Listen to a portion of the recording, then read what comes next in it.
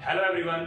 हमने अभी last class तक जो किया वो सारे के सारे स्मॉल कॉन्सेप्ट्स थे। अब हम बड़े क्वेश्चंस पे बात करते हैं। बड़े क्वेश्चंस पर बात करने से पहले मैं आपको एक चीज़ बता दूं, हम छोटे क्वेश्चंस के जितने भी एग्जांपल्स मैंने आपको बोर्ड पे करवाए थे वो आपके हिसाब से कंसेप्ट क्वेश्चंस थे। जैसे मैं आपको पार्टनरशिप के कंसेप्ट क्वेश्चंस देता था, लेकिन वो मैं बोर्ड पे नहीं लिखवाता था, वो आपके पास डायरेक्टली PDF पहुंच जाती थी। वहाँ पे क्यों पहुंच जाती थी? वहाँ पे इसीलिए क्योंकि वो क्वेश्चंस मुझे पहले बना रखे थे।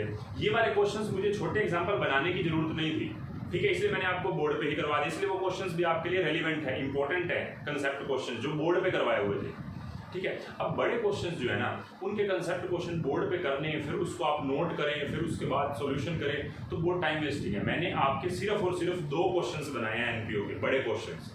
इन 2 क्वेश्चन से आपकी बुक के 100% क्वेश्चन हो जाएंगे। हो सकता है कि 90% हो, एक आधा कोई ऐसा कंसेप्ट रह भी जाए जो आपको समझ ना आए। इसके लिए एक तीसरी क्लास मिसलेनियस क्वेश्चंस की बनानी पड़ेगी, मिसलेनियस कंसेप्ट की बनानी पड़ेगी। जहां तक चांसेस हैं आपके इन 2 क्वेश्चंस करने के बाद आपके 90% तो बड़े क्वेश्चंस हो जाएंगे। एक आधा कोई क्वेश्चन रह जाएगा, उसके लिए मैं खुद देख लूंगा, कुछ रह गया है तो वो हम मिसलेनियस क्वेश्चंस की एक क्लास होगी वो, ठीक है।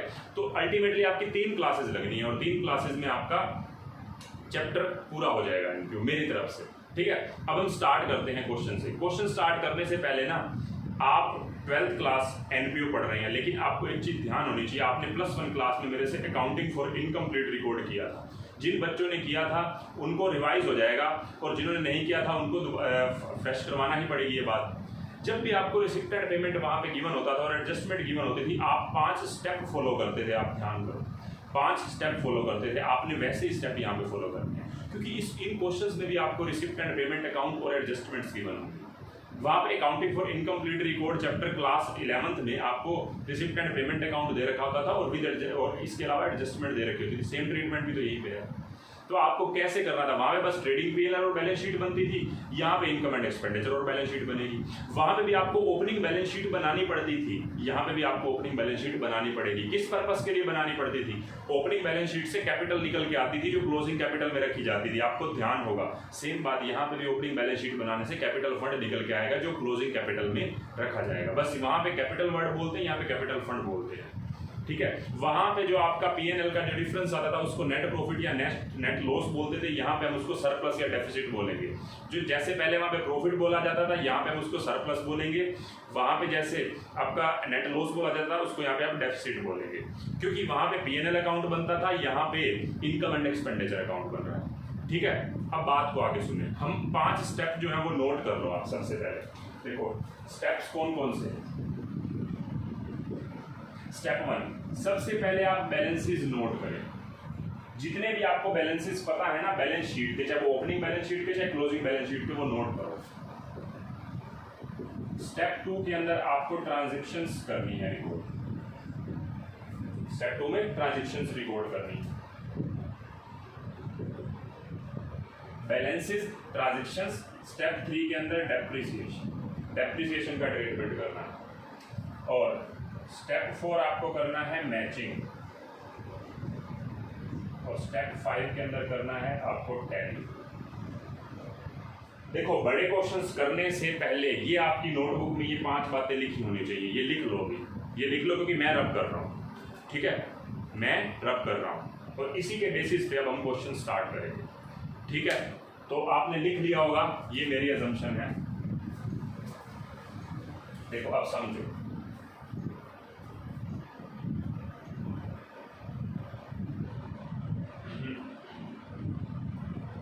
देखो आपको रिसिप्ट एंड पेमेंट अकाउंट दे रखा है, किसका? एक क्लब का, और क्लब का नेम है स्पोर्ट्स क्लब ही बोल रखा है। आपको इनकम एंड एक्सपेंडिचर अकाउंट बनाना है 31 मार्च 20 का, और उसी दिन की आपको बैलेंस शीट बनानी है 31 मार्च 20 की। लेकिन इसके अलावा उन्होंने कुछ मांगा नहीं है, इसलिए मुझे इसको वर्किंग नोट बोलना पड़ेगा। ये आपका वर्किंग नोट 1 है। बैलेंस शीट ओपनिंग बनानी पड़ेगी, मैंने आपको बोला है किस लिए बनानी पड़ेगी ओपनिंग बैलेंस शीट, आपको पता है किस पर्पस के लिए। आपको ओपनिंग बैलेंस शीट से ही कैपिटल फंड निकलेगा जो क्लोजिंग बैलेंस शीट में जाएगा। बात समझ आती है? अब आप सुनिए, देखो आपके पास बैलेंसेस नोट करना आपका पहला काम है। तो रिसिप्ट एंड पेमेंट अकाउंट से 2 बैलेंसेस निकल के आते हैं, ओपनिंग कैश और क्लोजिंग कैश। ओपनिंग कैश है 1,41,000 रुपये, और क्लोजिंग कैश जो है ना, उसके अंदर आपके पास कैश एट बैंक भी है और कैश इन हैंड भी है। तो मैं सबसे पहले ओपनिंग लिखता हूँ। ओपनिंग कैश आपके पास 1,41,000 रुपए, ये एसेट साइड हो गई, और ये आपकी लायबिलिटी साइड। तो कैश 1,41,000 रुपए और क्लोजिंग कैश है आपके पास 43,000 रुपए, और बैंक बैलेंस क्लोजिंग आपका कितना है, 1,62,000। ठीक है, ये आपके पास। उसके बाद ये बैलेंसेस तो हो गए, बाकी सारी ट्रांजेक्शन्स हैं। रिसिप्ट है या पेमेंट है हमें वो नहीं देखनी। अब नीचे आ जाओ, नीचे एडजस्टमेंट पढ़ो। देखो दो बैलेंसेस तो आपको रिसिप्ट एंड पेमेंट से मिलने वाले हैं, ओपनिंग कैश और क्लोजिंग कैश, चाहे बैंक बैलेंस भी बोले। उसके बाद अब आते हैं नीचे, धीरे धीरे सारी चीजें पढ़ते। कह रहे हैं इन the beginning of the year club के पास बुक्स हैं 3 लाख रुपए की और फर्नीचर है 58,000 का। बुक्स हैं 3 लाख रुपए की, बुक्स हैं, फर्नीचर है 58,000 का। देखो मैंने आपको ना एक चीज ना नॉलेज की बता देता हूँ, मतलब जो मैंने क्वेश्चन बनाया है उसमें आपकी जो समझ है उसको थोड़ा डेवलप करना। मैं आपको स्पोर्ट्स क्लब करवा रहा हूँ, स्पोर्ट्स क्लब का क्वेश्चन है ना, जरूरी थोड़ा कि स्पोर्ट्स क्लब ही एनपीओ होता है, लाइब्रेरी भी हो सकती है, हॉस्पिटल भी हो सकता है। अब देखो मैं यहाँ पे बुक्स लिख रहा हूँ, स्पोर्ट्स क्लब में जनरली तो देखा जाए बुक्स का क्या काम, स्पोर्ट्स क्लब में तो स्पोर्ट्स का मटेरियल होगा, इक्विपमेंट वगैरह होंगे, वो होंगे।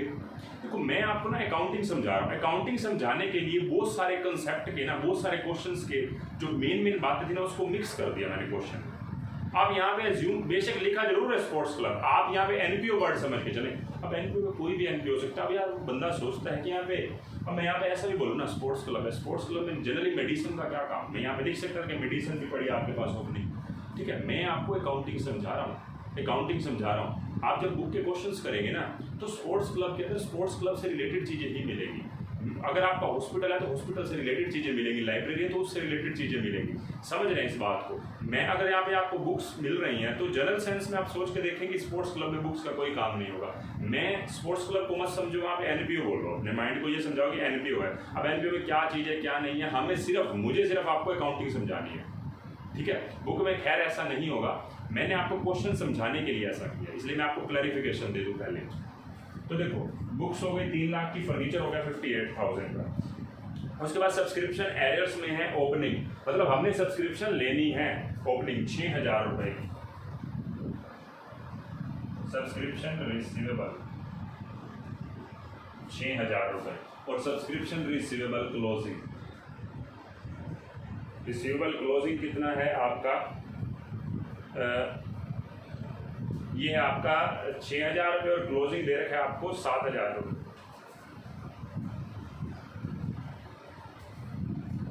अच्छा, उसके बाद कह रहा है 18,000 was due by way of rent in the beginning as well as at the end of the year. 18,000 रुपये रेंट जो है, रेंट देखो अगर आप चेक करके देखो रिसिप्ट एंड पेमेंट साइड में, रिसिप्ट साइड में आ रहा है, पेमेंट साइड में आ रहा है, चेक करके देखो पेमेंट साइड में है रेंट।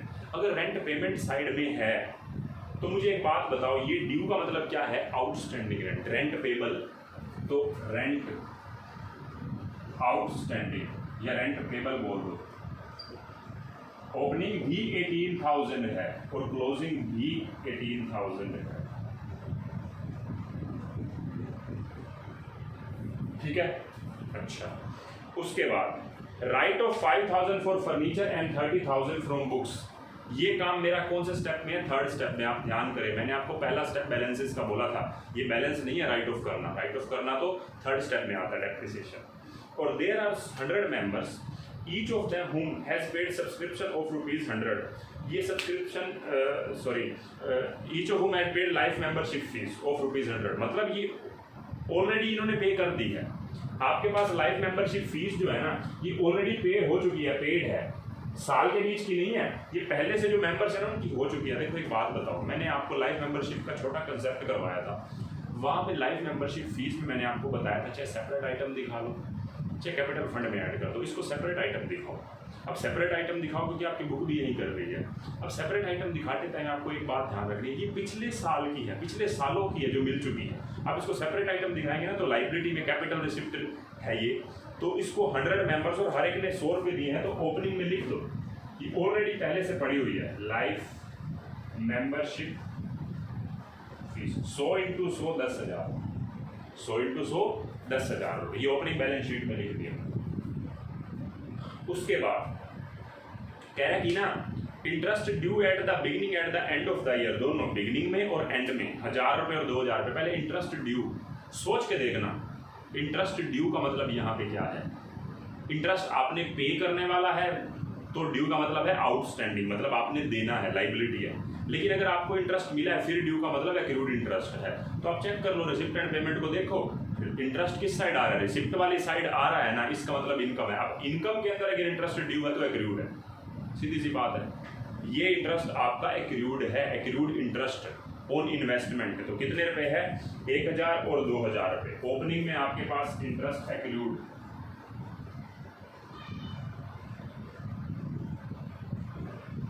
1,000 रुपये,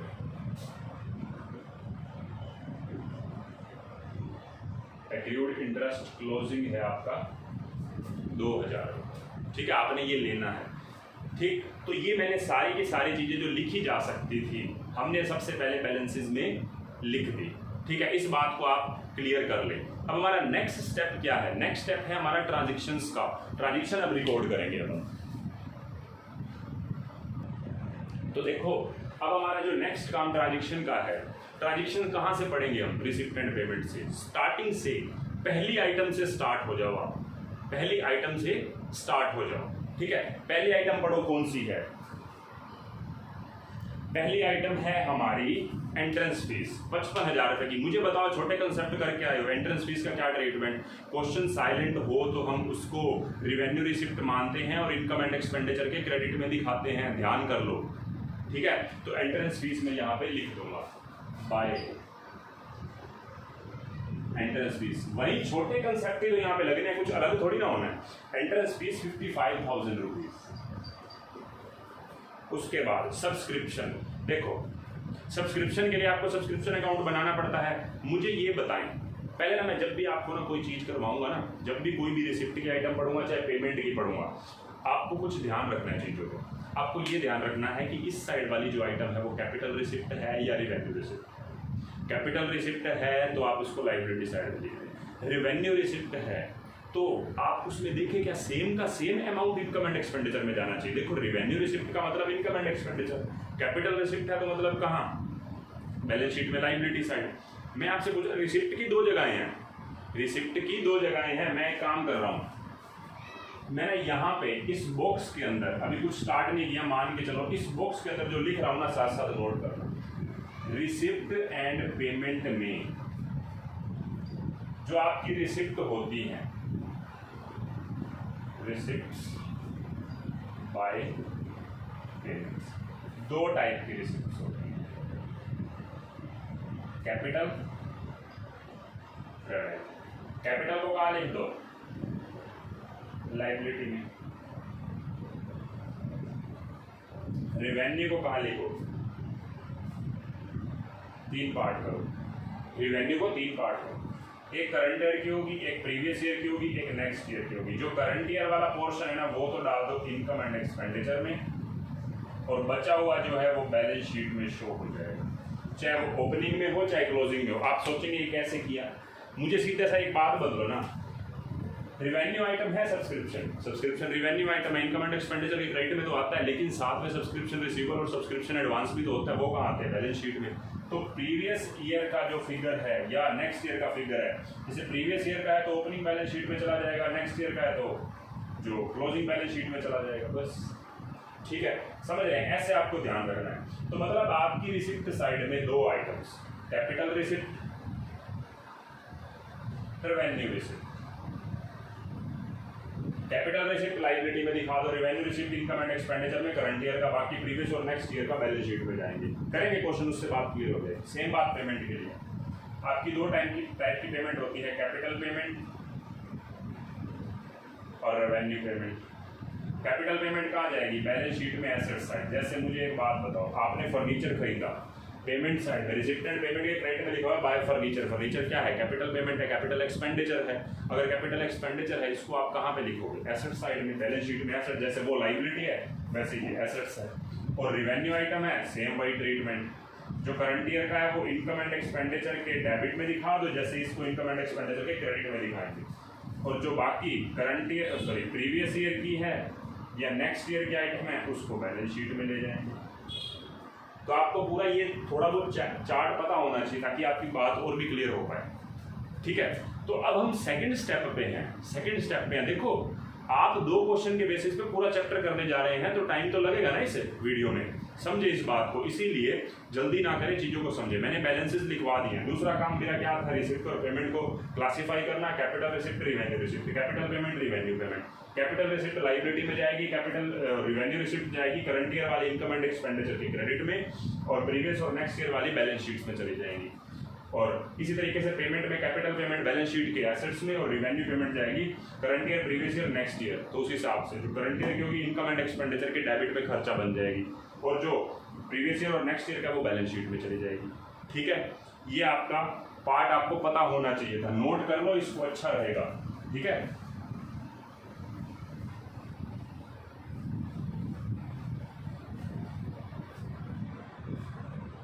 देखो अब हम सब्सक्रिप्शन पे आते हैं। मुझे बताओ सब्सक्रिप्शन जो है, revenue receipt, capital receipt, revenue receipt, ये तो कंफर्म है।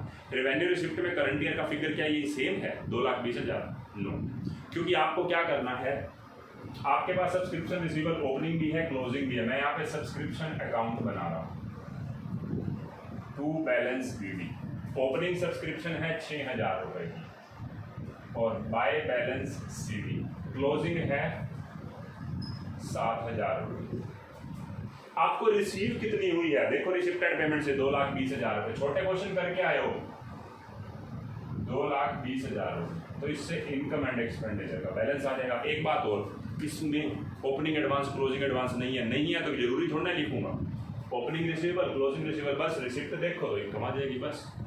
ठीक है, तो 2, 20 और 7, 2,27,000। 2,27,000 में से 6 गया, 2,21,000 रुपये। ये बैलेंसिंग फिगर हमारा कहाँ चला जाएगा? ये वर्किंग नोट नंबर 2 है। Working note number 2 income and expenditure में 2,21,000 रुपये बाय सब्सक्रिप्शन, 2,21,000 रुपये वर्किंग नोट 2, क्योंकि 1 ये है। ठीक है, आगे आ जाओ। डोनेशन बताओ। डोनेशन तो PhD करी आपने, 3 क्लासेज लगवा दी उसी के ऊपर।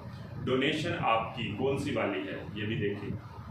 ठीक है, आपको पता है, ध्यान है, कैपिटल रिसिप्ट या रिवेन्यू रिसिप्ट। देखो एक बात ये है, आपकी जो डोनेशन मिलती है 2 टाइप की, मतलब एक जनरल वाली होती है जो रिवेन्यू रिसिप्ट होती है। जनरल वाली इनकम एंड एक्सपेंडिचर के क्रेडिट में आ जाती है। जनरल वाली तो है कहीं पे कोई इसके ऊपर कोई भी कहीं के ऊपर ऐसा इसके साथ ये नहीं बोल रहा कि ये किसी स्पेसिफिक पर्पस के लिए है। तो डोनेशन को कहाँ लिख दोगे?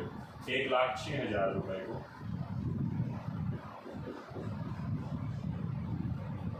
जो स्पेसिफिक डोनेशन होती है वो कैपिटल रिसिप्ट होती है, और कैपिटल रिसिप्ट लायबिलिटी में आती है। तो आप ये मत सोचना कैपिटल रिसिप्ट थोड़ा ना थी, वहाँ पे तो 2 टाइप की थी।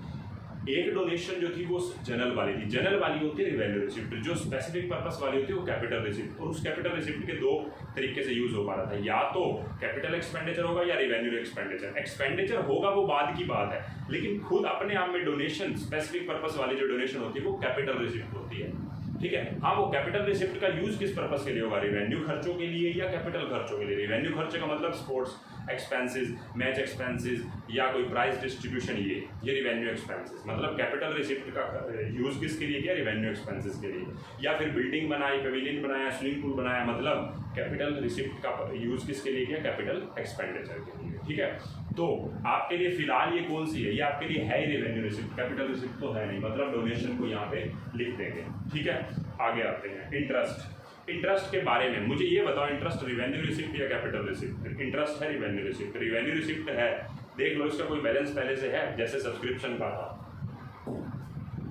वैसे है। देखो इसका भी एक्रूड इंटरेस्ट, एक्रूड इंटरेस्ट। इसका मतलब एक्रूड इंटरेस्ट का मतलब क्या है? एक्चुअल में सब्सक्रिप्शन अकाउंट मैंने आपको बनाना सिखाया जरूर है। सब्सक्रिप्शन अकाउंट के साथ ये समझिए ब्रॉडली इनकम अकाउंट है। तो एक्रूड इनकम भी तो इनकम अकाउंट है, ये भी तो एक्रूड था। आपको सब्सक्रिप्शन लेनी थी, accrued subscription, opening accrued subscription, closing वैसे एक्रूड इंटरेस्ट है, तो आप इंटरेस्ट अकाउंट बनाओ, सेम ट्रीटमेंट है। Working note number 3 accrued interest, opening वाला कितना है एक्रूड, आपका ओपनिंग एक्रूड इंटरेस्ट है 1000 रुपये और क्लोजिंग एक्रूड इंटरेस्ट है 2000 रुपये।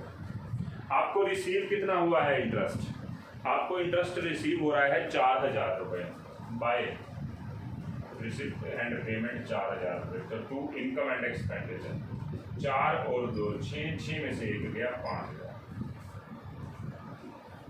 ठीक है, 5000 रुपये हमारा बैलेंसिंग फिगर कहाँ चला जाएगा, सेम ट्रीटमेंट है सब्सक्रिप्शन वाला, 5000 रुपये इनकम एंड एक्सपेंडिचर में चले जाएंगे बाय इंटरेस्ट।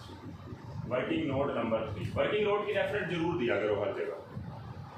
जो बच्चों ने ना मेरे से इनकम्प्लीट रिकॉर्ड कर रखा है ना, शायद उनको इजी लग रहा होगा, कहे अब आके इनको ना शायद हो सकता है अगर वो उसको रिवाइज करके बैठ जाए ना तो शायद ये क्वेश्चन मेरे को पूरा बाकी करवाने की जरूरत भी नहीं, अपने आप ही कर लेंगे क्वेश्चन। ठीक है, अब देखो हम अगले पॉइंट पे आते हैं, life membership fees, capital receipt है कहाँ पे जाएगी, क्लोजिंग बैलेंस शीट में। लेकिन साथ में आपको एक बात बतानी है, लाइफ मेंबरशिप फीस ऑलरेडी भी पड़ी थी आपके पास, ऑलरेडी आपके पास पड़ी थी 10,000 की पिछले साल की, जो ऑलरेडी पेड हो चुकी है। एडिशन कितना हुआ है करंट ईयर में 9,000, तो टोटल हो गया 19,000। ठीक है, 19,000 रुपये। मैं इसको ऐसे प्रेजेंट करने की बजाय ना ज़्यादा स्पेस लेगी, हमारे बोर्ड में पहले जगह कम रहती है, तो मैं लाइफ मेंबरशिप फीस सीधा ही 19,000 रुपये लिख रहा हूँ। बात समझ जाना बाप, आप अच्छे से प्रेजेंट करना। ठीक है, लाइफ मेंबरशिप फीस के बाद donation for building fund, donation for building fund, तो आपके पास डोनेशन आया वो बिल्डिंग फंड के लिए, स्पेसिफिक फंड अलग से दिखा दो।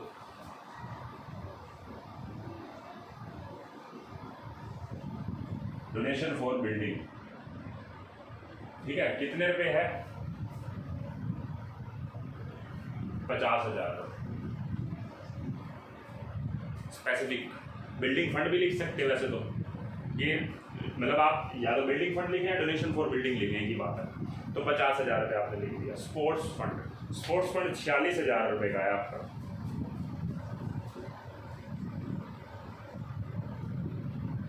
पहले से आपके पास कोई स्पोर्ट्स फंड नहीं पड़ा, नहीं तो ओपनिंग नीचे गिवन होता। ये बात ध्यान रखना, आपके पास इस क्वेश्चन में कोई स्पोर्ट्स फंड पहले से नहीं पड़ा कि भाई ओपनिंग का उठा के यहाँ पे लिख दूंगा, ऐसा नहीं है। तो स्पोर्ट्स फंड आपके पास 46,000 रुपये आया है। मैंने इस 46 को यहाँ पे नहीं लिखा, रीजन क्या है, हो सकता है कि स्पोर्ट्स के खर्चे भी हो, यहीं से तो निकलेंगे।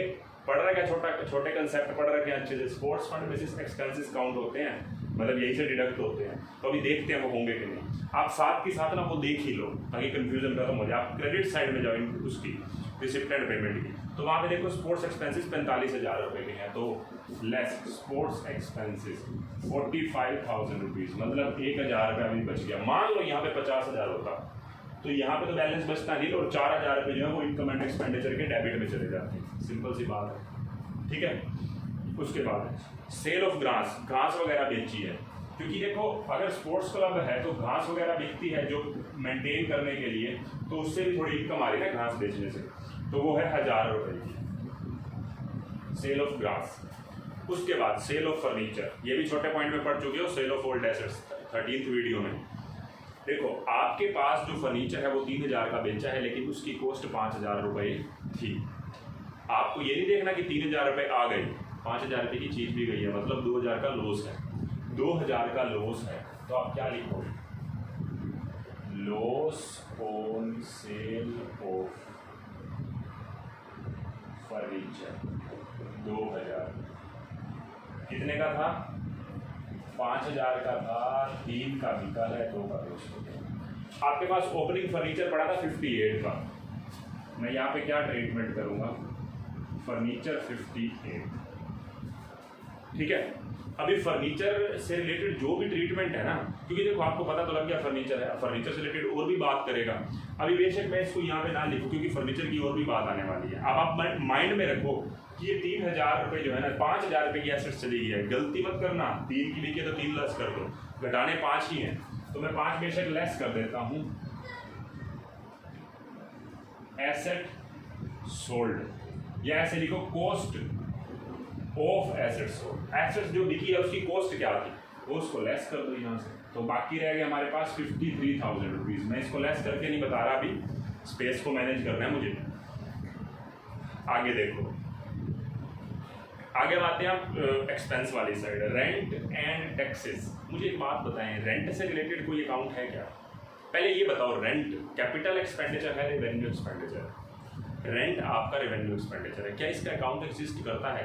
अगर नहीं करता फिर तो सीधा टू रेंट यहाँ पे लिख दो। अगर अकाउंट एग्जिस्ट करता है तो अकाउंट बनाओ। देखो 86,000 का रेंट पे किया, लेकिन आपका रेंट का अकाउंट एग्जिस्ट करता है, रेंट पेबल दोनों साइड है, रेंट पेबल 18,000 रुपये। लेकिन एक बात है, रेंट पेबल मतलब एक्सपेंस अकाउंट बनाया है ना, तीसरा कंसेप्ट एक्सपेंस अकाउंट का करा होगा, ध्यान रहना वही चीज करनी है। Working note number 4, rent account. वैसे देखा जाए कोई बनाने की जरूरत नहीं थी, बाय बैलेंस हुई थी, ओपनिंग भी 18 है, क्लोजिंग भी 18 है, और सबसे बड़ी बात है क्वेश्चन में एडवांस तो है नहीं, तो जितना पे हुआ है मतलब टू रिसिप्ट एंड पेमेंट। ध्यान है ना, उल्टा हो जाता था, इनकम से अपोजिट, यहाँ पे टू रिसिप्ट एंड पेमेंट, यहाँ पे बाय इनकम एंड एक्सपेंडिचर। छोटे कंसेप्ट रिवाइज करते जाओ और क्वेश्चन होते जाएंगे। तो आपको बताए रेंट आपने पे किया 86,000, बेशक 86 पे किया तो बाय इनकम एंड एक्सपेंडिचर भी 86 ही आ जाएगा, क्योंकि ओपनिंग और क्लोजिंग सेम था। तो 86,000 मैं लिख दूंगा, फिर भी यहाँ से उठा के to rent 86,000 working note number 4 से, 4 रेफरेंस जरूर दिया करो वर्किंग नोट की। उसके बाद सैलरी का कोई अकाउंट नहीं है, सीधा लिख दूंगा 1,09,000 रुपये।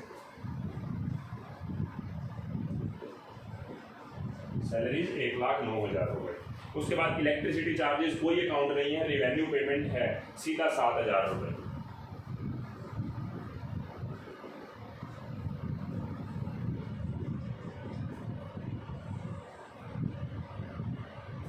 इलेक्ट्रिसिटी एक्सपेंसेस 7,000 रुपये और जनरल एक्सपेंसेस 12,000 रुपये।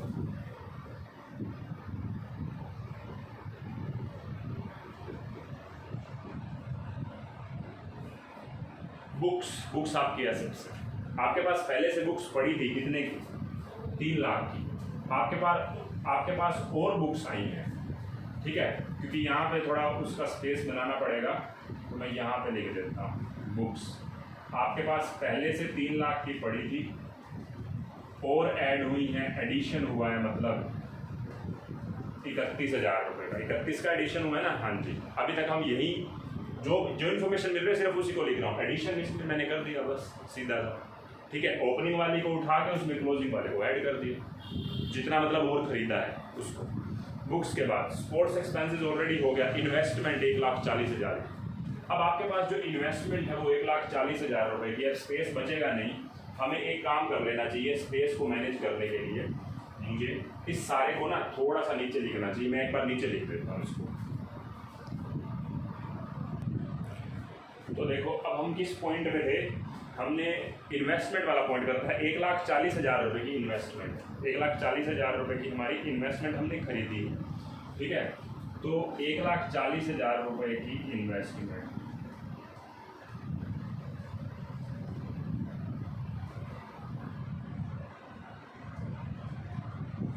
इन्वेस्टमेंट है हमारी 1,40,000, ठीक है। बुक्स हैं हमारी 3 लाख प्लस एडिशन 31,000।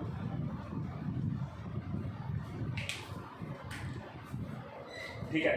अब हमने एक बात बताओ, मैंने आपको जो सेकंड स्टेप बोला था, ध्यान करना बस। सेकंड स्टेप जो मैंने किस चीज़ का बोला था आपको? सेकंड स्टेप इसी चीज़ का तो बोला था कि आपको सारी की सारी ट्रांजेक्शन्स रिकॉर्ड करनी है। आपने सारी की सारी कर ली हैं, कहीं पे कोई दिक्कत नहीं है। अब आप थर्ड स्टेप पे आओ। थर्ड स्टेप बोलो किस चीज़ का था? डेप्रिसिएशन का। आप देखो डेप्रिसिएशन कितना कह रखा है, आप आइटम्स पढ़ते जाओ, उसके ऊपर डेप्रिसिएशन लगाते जाओ। कह रखा है, अगर आप फोर्थ पॉइंट पढ़ें तो फोर्थ पॉइंट में क्या बोल रखा है? Write of 5,000 from furniture and 30,000 from book. 5,000 from furniture, cost of asset sold थी 5,000 रुपए की, ठीक है, ये तो 5,000 रुपए की। फिर इसमें एडिशन हुआ था, एडिशन हुआ था फर्नीचर का। कितने रुपए का फर्नीचर आया था? शायद था, नहीं, एडिशन नहीं था, कुछ भी एडिशन नहीं था फर्नीचर का। बस नीचे कह रखा है कि डेप्रिसिएशन लगाना है। डेप्रिसिएशन है हमारा फर्नीचर का 5,000 रुपये, तो 5,000 रुपये एडिशन तो है नहीं, बस डेप्रिसिएशन लगाना है। राइट ऑफ का मतलब डेप्रिसिएशन, ये 5 घटा दो। देखो ये 5 जो हैं वो किस चीज़ की हैं? वो तो आपके एसेट्स बिकने की है ना, वो जो कॉस्ट थी उसकी, हालांकि 5 वाले को 3 में बेचे तो 2 का लॉस मैंने दिखा दिया यहाँ पे, ठीक है। ये डेप्रिसिएशन है। तो 58 माइनस 10 48,000 रुपये मेरी एसेट्स रह गई और 5,000 रुपये का डेप्रिसिएशन लगा दूंगा टू डेप्रिसिएशन ऑन फर्नीचर 5,000, ठीक है। इसी तरीके से बुक के ऊपर कितना बोल रखा है, बुक्स के ऊपर बोल रखा है, कह रहा है 30,000 रुपये डेप्रिसिएशन लगाना है।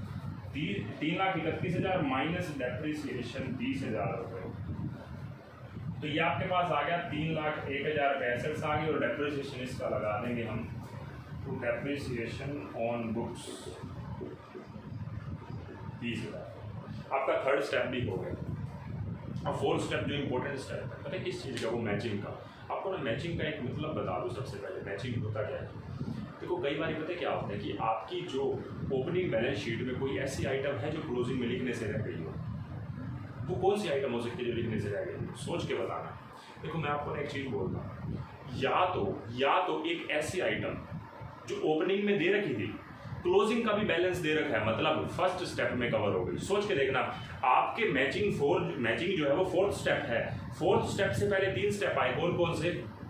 पहला बैलेंसेस का, दूसरा ट्रांजेक्शंस का, तीसरा उसका डेप्रिसिएशन का। आप खुद सोच के देखिए, मैं एक बात को बताता हूँ आपको। आपकी ओपनिंग बैलेंस शीट में जो आइटम होती है वो क्लोजिंग में कैसे कैसे आ सकती है। या तो बैलेंस गिवन होगा, मतलब स्टेप 1 के अकॉर्डिंग इसी का बैलेंस ही गिवन है। नहीं गिवन है तो हो सकता है कि जो ओपनिंग बैलेंस शीट में आइटम दे रखी थी उसकी ट्रांजेक्शन भी हुई हो। सोच के देखो, मेरे पास जो फर्नीचर था, मैं एग्जांपल ले रहा हूँ, मेरे पास जो फर्नीचर था वो फर्नीचर कितने रुपए का था? ओपनिंग 58 का। वो क्लोजिंग बैलेंस शीट में आ गया अपने आप। किस कारण से? क्योंकि उसमें से 5,000 रुपए की कॉस्ट वाली एसेट्स बिकी थी। मतलब मेरे पास जो ओपनिंग बैलेंस शीट में आइटम दे रखी थी वो क्लोजिंग में अपने आप लिखी गई। कौन से स्टेप में? सेकंड स्टेप में ट्रांजिशन वाले स्टेप में लिखी गई। देखो फर्नीचर का मैंने बहुत बढ़िया एग्जांपल दिया है। ट्रांजिशन वाले स्टेप से अपने आप ही क्लोजिंग में मुझे लिखने पड़ गए कि 58 में से 5 की कॉस्ट वाली बिक गई। तो कहीं ना कहीं वो एसेट जो ओपनिंग में लिखी थी क्लोजिंग में कवर हो गई। किस रीजन से? बैलेंस गिवन नहीं था लेकिन ट्रांजेक्शन के कारण कवर हो गई। अब एक बात है, मान लो ना बैलेंस गिवन था ना ट्रांजेक्शन गिवन थी, अब डेप्रिसिएशन के कारण तो कवर हो सकती है। मान लो कोई ऐसी एक एसेट्स है जो पहले से ओपनिंग बैलेंस शीट में गिवन है, उसका कोई क्लोजिंग बैलेंस गिवन नहीं है, ना ही कोई उसकी ट्रांजेक्शन हुई है, ना सेल हुई है ना परचेज हुई है। मतलब अब वो किस में कवर हो सकती है? डेप्रिसिएशन में हो सकता है ना। जो ओपनिंग बैलेंस शीट में मान लो कोई बिल्डिंग गिवन थी 3 लाख की, कहता है डेप्रिशिएट बिल्डिंग बाय 10%, वो 3 लाख में से 30,000 घटा के अपने आप ही 270 क्लोजिंग में लिखने पड़ेंगे और 30,000 रुपये इनकम एंड एक्सपेंडिचर में। इट मीन्स वो आइटम जो ओपनिंग बैलेंस शीट में गिवन थी, मैं बार बार क्यों जोर डाल रहा हूं ताकि आपको बात क्लियर कर सकूं मैचिंग का रोल क्या है। ठीक है, इंपॉर्टेंट बात है इसलिए आपको सुननी पड़ेगी। ऐसी एक आइटम जो ओपनिंग बैलेंस शीट में गिवन थी लेकिन क्लोजिंग भी बैलेंस गिवन है, मतलब बैलेंस वाले स्टेप में नहीं गिवन, तो नेक्स्ट क्या ट्रांजेक्शन उसकी गिवन है, मतलब जो ओपनिंग बैलेंस शीट में कोई आइटम थी उसकी ट्रांजेक्शन गिवन है, अपने आप ही क्लोजिंग में कवर हो जाएगी। अगर मान लो ट्रांजेक्शन गिवन नहीं है तो डेप्रिसिएशन के कारण कवर हो जाएगी। अब मान लो ना कोई बैलेंस शीट में आइटम 3 लाख की बिल्डिंग दे रखी थी, वो क्लोजिंग में अपने आप आएगी अगर उसका डेप्रिसिएशन लग गया तो। अब ये भी गिवन नहीं है, ना बैलेंस गिवन है ना ट्रांजेक्शन गिवन है ना डेप्रिसिएशन गिवन है, तो मैं ओपनिंग वाली आइटम को क्लोजिंग में कैसे लिखूंगा? मैं तो भूल जाऊंगा, क्योंकि मैं अगर मैचिंग वाला स्टेप खा जाऊंगा बीच में से तो मुझे पता ही नहीं होगा ओपनिंग में कोई ऐसी आइटम थी जो क्लोजिंग में लिखने से रह गई है। आप चेक करो, क्योंकि आप चेक करो कैश लिखा होगा, बुक्स भी आ गई। अच्छा बुक्स बताओ किस कौन से स्टेप के कारण आ गई? सेकंड स्टेप ट्रांजेक्शन के कारण भी आ गई, थर्ड स्टेप डेप्रिसिएशन के कारण भी आ गई, मतलब ये कवर हो गई। फर्नीचर कौन से स्टेप के कारण आई? ट्रांजेक्शन वाला भी डेप्रिसिएशन वाला भी। सब्सक्रिप्शन रिसीवेबल का ऑलरेडी बैलेंस गिवन था, मतलब फर्स्ट स्टेप में ही कवर हो गई। एक्रूड इंटरेस्ट का भी ओपनिंग बैलेंस है तो क्लोजिंग भी गिवन था, मतलब कौन से स्टेप में? फर्स्ट स्टेप में कवर हो गई। लायबिलिटी साइड में रेंट पेबल भी कौन से स्टेप में कवर हो गया? फर्स्ट स्टेप में। ओपनिंग और क्लोजिंग दोनों बैलेंस गिवन थे। लाइफ मेंबरशिप फीस भी ओपनिंग वाली को क्लोजिंग में लिखना पड़ता डायरेक्टली, लेकिन ट्रांजेक्शन वाली बात में कवर होगी क्योंकि साल के बीच में भी तो 9,000 की ट्रांजेक्शन हुई है, 9,000 रुपए की और लाइफ मेंबरशिप फीस मिली है। ठीक है, अगर मान लो और ना मिलती लाइफ मेंबरशिप फीस तो जो ओपनिंग थी उसको क्लोजिंग में लिखने का तरीका क्या होता? Step number 4 matching. ऐसे कैसे लिख देता? वो आइटम जो ओपनिंग बैलेंस शीट में गिवन है अगर वो first step, second step, third step में कवर नहीं होगी तो चौथी स्टेप में उसको एज इट इज में क्लोजिंग में लिख दूंगा जो बैलेंस ओपनिंग में गिवन। यही बात आपको ध्यान रखनी। मतलब matching step is more important अगर आपको 5th स्टेप पे जाना है, ठीक है। 3 स्टेप बहुत इंपॉर्टेंट थे, लेकिन मैं आपको ये क्यों चीज बार बार बोल रहा हूँ, मैं आपको ना एक काम करने का एक तरीका बता रहा हूँ। मैं लंबी वीडियो लेके जा रहा हूँ क्योंकि मुझे एक ही बारी में चैप्टर को निपटाना है ना 2 वीडियोस में, तो अल्टीमेटली आपको उसके ऊपर थोड़ा टाइम तो लेना पड़ेगा। 20 मिनट की वीडियो थोड़ा ना बनानी पड़ेगी मुझे, यहाँ पे स्टेप कंसेप्ट कवर कर रहा हूँ इसलिए टाइम लगेगा। मैंने 4 स्टेप आपके कवर कर दिए। मैचिंग इस क्वेश्चन में हो ही नहीं रही, जरूरी थोड़ा की होगी, लेकिन आपके बुक के क्वेश्चन में हो सकती है। अगर आपकी मैचिंग कवर नहीं हो रही तो कोई नहीं, मैचिंग वाले को भूलो, क्योंकि हर एक चीज जो ओपनिंग में गिवन है क्लोजिंग में आ गई, पहले 3 स्टेप में कवर होगी, चौथा स्टेप लगाने की जरूरत ही नहीं पड़ी। अब आ जाओ 5th स्टेप पे। 5th स्टेप में आपके 3 पार्ट है। 5th स्टेप में सबसे पहले ओपनिंग कैपिटल निकालो, इधर से डेफिसिट या सरप्लस निकालो, ये सरप्लस आएगा, यहाँ पे डेफिसिट, और जो ओपनिंग कैपिटल आई है उसमें सरप्लस या डेफिसिट ऐड कर दो या लेस कर दो और क्लोजिंग बैलेंस शीट का टोटल निकाल दो। बस ये आपका क्वेश्चन था, तो वो मैं अब आपको करके बता देता हूँ। सबसे पहले मैं ओपनिंग कैपिटल निकालूंगा, तो हमारी ओपनिंग कैपिटल निकल गई। कैपिटल फंड मतलब कैपिटल फंड बैलेंसिंग फिगर, एक तो मुझे ये निकालना है और दूसरा निकालना है यहाँ से सरप्लस या डेफिसिट। देखो क्या निकलता है, तो मैं फिलहाल लिख रहा हूँ सरप्लस। तो जैसे अब हम बोलते हैं net profit transfer to capital account, यहाँ पे मैं क्या बोलूंगा, surplus transfer to capital fund, ठीक है, to surplus transfer to capital fund, ठीक है। तो सबसे पहले मैं ये निकालूंगा 441, मैं आपका टोटल करके ही दे देता हूँ, 1 मिनट लगेगा। देखो बच्चों, टैली का जो आपका स्टेप है, टैली स्टेप के अंदर मतलब 5th स्टेप के अंदर 3 पार्ट है। पहला पार्ट आपका क्या करेगा, आपका कैपिटल फंड निकालेगा। कैपिटल फंड जो निकल के आया मतलब 4,78,000 रुपए। इस 4,78,000 रुपए को एक तो यहाँ पे लिखो, क्लोजिंग जो ओपनिंग कैपिटल फंड है वो यहाँ पे लिखा जाएगा। इसमें क्या ऐड होगा, जैसे वहां पे आप कैपिटल में नेट प्रॉफिट या नेट लॉस लेस करते थे, नेट प्रॉफिट ऐड करते थे, यहाँ पे सरप्लस ऐड होगा। आपका सरप्लस निकल के आया है, क्रेडिट में से डेबिट के आइटम लेस करने के बाद 1,37,000। तो 4,78 जो आपका ओपनिंग कैपिटल फंड है प्लस सरप्लस ऐड कर देंगे 6,15। अब आपका टोटल करने से 7,03,000 रुपये आ रहा है। आपका बैलेंस शीट का टोटल मैच कर गया और आपका ये क्वेश्चन हो गया। तो आप ध्यान रखें, आपको 5 स्टेप ही फॉलो करने हैं, बस ये 5 स्टेप फॉलो करने हैं, अच्छे से काम करना है। जिसने अकाउंटिंग फॉर इनकम्प्लीट रिकॉर्ड मेरे से किया हुआ है उसके लिए चीज़ें आसान है, और जिसने पहली बार करना है तो वीडियो को बेशक दोबारा से स्टार्टिंग से स्टार्ट कर दो। 5 स्टेप हैं, अच्छे से करो क्वेश्चन। मैं आपको बता दूं, एक वीडियो मुझे और बनानी है, लेकिन मैं आपको एक हिदायत दूं, आप जब दूसरी वीडियो देखने लगे ना, उससे पहले ना आप अपनी बुक के जो भी बड़े क्वेश्चन है ना वो स्टार्ट कर दें। पहले मत करें, दूसरी वीडियो मत देखें, पहले अपने दम पे दूसरी वीडियो देखने से पहले अपने जितने क्वेश्चंस आपके हो सकते हैं ना वो करते जाएं। जहां पे रुकोगे ना, प्रॉब्लम मत लेना मेरे से, कोई कॉल मत करना, कोई व्हाट्सएप मैसेज मत करना, आप दूसरी वीडियो देखना। फिर दूसरी वीडियो में आपके इतने सारे कंसेप्ट कवर हो जाएंगे और कि जिससे आपके बाकी क्वेश्चंस होने लग जाएंगे। फिर मान लो लास्ट के क्वेश्चन में आगे फिर दिक्कत हुई, फिर 3rd वीडियो देख लेना। मतलब ना आपको क्वेश्चंस तब तक करते जाने हैं जब तक आपको दिक्कत नहीं आ रही। दिक्कत आ रही है तब दूसरी वीडियो उठाना। हो सकता है कि आपको दूसरी वीडियो देखने से पहले ही आपके सारे क्वेश्चंस हो जाए। एक आधी प्रॉब्लम आती है तो प्रॉब्लम मैं आपसे तब तक नहीं लूंगा जब तक आप तीनों वीडियो नहीं देख लेते, ठीक है, समझ रहे हैं बात को। तो ये काम अब आप करेंगे और ये करके ही आपका चैप्टर पूरा हो जाएगा, ठीक है। तो हमें कुछ अलग से कुछ नहीं करना, ठीक है। तो नेक्स्ट क्लास में मिलते हैं, लेकिन आपके क्वेश्चंस पहले स्टार्ट होने चाहिए बुक के। मतलब ये क्वेश्चन करने के बाद 5, 7, 10 जितने भी क्वेश्चंस हो सकते हैं वो होने चाहिए, ठीक है। तो नेक्स्ट क्लास में हम मिलते हैं एक बड़े और क्वेश्चन के साथ, इससे थोड़ा सा ट्रिकी है, मतलब ट्रिकी तो क्या, थोड़ा लेंथी है, ठीक है। तो नेक्स्ट क्लास में मिलते हैं, बाय।